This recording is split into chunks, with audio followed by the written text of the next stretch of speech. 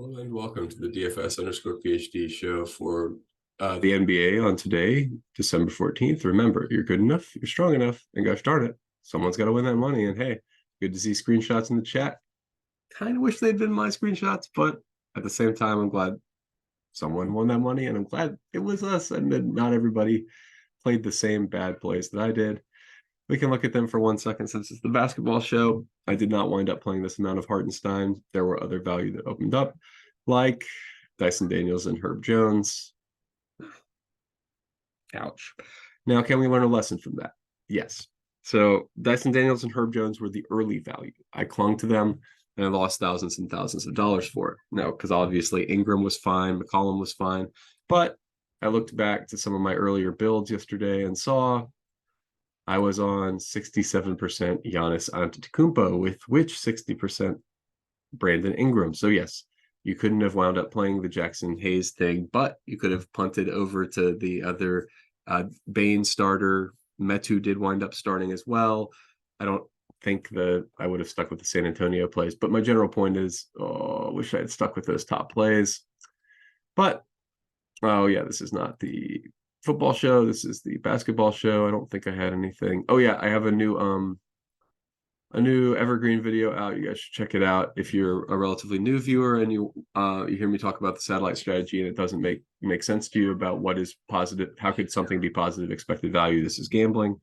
Well, it is. If you play with overlay and you plan for overlay, then you can have positive expected value. And that's why I play a $37 satellite every night, because it makes sense. I mean, it's just math. Now we'll start off today over here with the wing rules. So we've got 2 rules, I think, that I put for this slate so far. Yeah. And there'll be maybe more as the slate opens up. It's a little tough to tell what's going on with Utah today. Markkanen's out. I think I saw him get hurt or something. That's where we're getting a ton of value. It's unclear exactly who all is going to play. We'll talk about that in a second. Zubac's foul trouble. It's max 1 of Zubac or Plumlee or Theis, because it was Plumlee and now it's Theis. And then we go over here to those players and we goose their projections to, Zubac's 34-ish, Theis like 24-ish, something that's towards the top end of either Zubac does or does not get in foul trouble.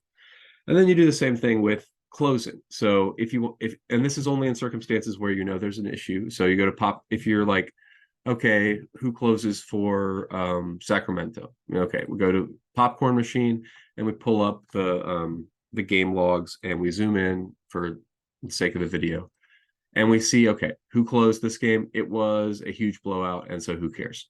Right. I was like, okay, we've got Kessler Edwards closing this game. What happened exactly? So we really need a close game to tell who's going to, like, for the rule, right? The rule is not meant for 20-point blowouts. In a 20-point blowout, you are screwed. So, I mean, that's all there is to it. Do not hold out hope. Last night, did not hold out hope. It was over. It was over as soon as, I mean, honestly, as soon as Herb Jones and CJ McCollum and everybody was like 1 for 10 on layups in the first quarter. It didn't even matter about the foul trouble. You can't go 1 for 10 on layups and win like the big money. Okay. Anyway, okay. So now you can see who closed before. Again, it looks like they closed with the scrubs at the very end. But we had Barnes and Murray and Malik Monk. And anyway, so my point is you have 2 out of 3 of Barnes, Murray, and who else is in this group? Lyles, maybe? No. Who else was in that group? Yeah. Murray, Herter, Barnes, and Lyles. I'm not really sure what's going on with this wing situation. And so then I would go over here, and I haven't done this yet, actually. Herter, yep, that's way too low. So we bump him up to, like, he gets the closing minutes. If he goes off, he goes off. And then we go over to Harrison Barnes. I don't really think it's as likely that he closes. He seems dusty, but maybe we get the beginning of the season, Harrison Barnes, and he goes off. He always has a great beginning of the season. Whoever trains him, like, legitimately no joke at all, whoever is training Harrison Barnes over the summer should be hired by an NBA team. He's incredible. Like, I don't know of anybody else whose summer trainer is like legendary. Like, you have to account for his summer trainer in DFS, which is nuts. So I'll probably wind up with some Keegan Murray after seeing that, right? Because so if I go to the most recent game, Keegan Murray was closing. Yeah. Okay. Just making sure that he was like possible to close. It's definitely possible they close with someone random over him, though. Okay. And it doesn't look like we get the Lyles. He's just too expensive. So we apply all those changes and we see, does it matter? Presumably it does. At this point in the day, THT and Colin Sexton seem to probably be big values. Maybe Kelly O as well with Markkanen back out. And I think also with Kelly now priced down. It's still at 5K. I don't know.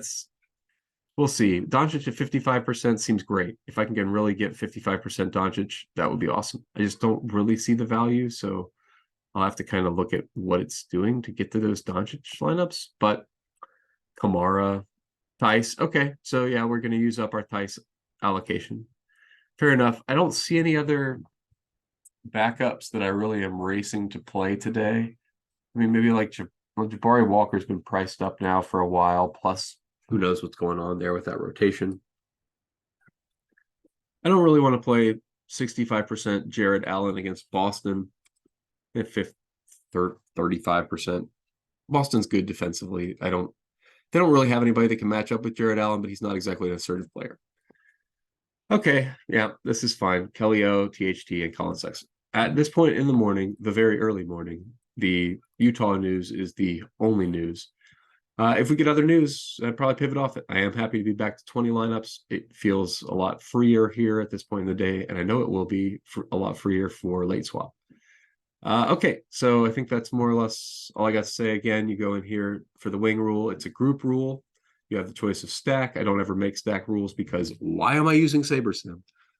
Group rules and aggregate rules are what I use. So aggregate rules are like the ownership rule, and group rules are these ones with like the wings or foul trouble where you want use no more than 2 players from this group, and then you edit the group, which is what we're doing. So if you want to add somebody to the group, you just click. So like a reasonable rule to add would be a Utah rule, right? Play no more than 2 of 3 of, and then include not just the 2 starters like I am, like these 2, THT and Sexton, but there's got to be like a third guy in that mix, right? That could also smash.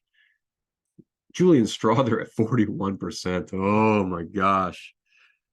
Yikes. Well, let me tell you how much I'm having. Not very much, because was that an injury? It was an injection. We had to have an injection and Kentavious Caldwell-Pope. So what are we saying for Kentavious? If Kentavious is in, no, okay, we're saying Kentavious he's fully out, fine. Then we might see some Strother. But I mean, like, we still didn't really, I don't know.